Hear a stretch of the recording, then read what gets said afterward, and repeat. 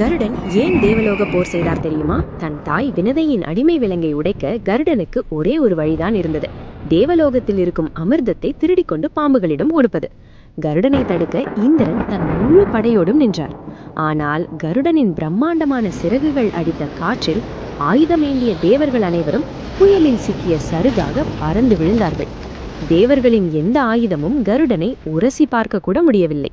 கோபத்தின் உச்சிக்கு சென்ற இந்திரன் பிரபஞ்சத்தின் மிக வலிமையான ஆயுதமான வஜ்ராயுதத்தை கருடன் மீது வீசினார். அந்த ஆயுதம் கருடனை தாக்கியது. ஆனால் கருடனுக்கு ஒரு கீறல் கூட விழவில்லை. அந்த ஆயுதத்தை மதிக்க நினைத்த கருடன் அதற்காக தன் உடலிலிருந்து ஒரே ஒரு சிறிய இறகை மட்டும் கீழே போட்டார். இதை பார்த்து இந்திரனே நடுங்கி போனார். அமிர்தத்தை எடுக்க தேவலோகத்திற்குள் நுழைந்தார் கருடன்.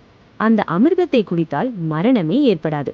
அமிர்தத்தை தன் கையில் எடுத்த கருடன் அதை ஒரு சொட்டு கூட குடிக்கவில்லை. ஏனென்றால் வரும் வழியில் அவர் மகாவிஷ்ணுவை சந்தித்து ஒரு ரகசிய ஒப்பந்தம் போட்டிருந்தார். விஷ்ணுவிடம் கருடன் கேட்ட அந்த வரம் என்ன?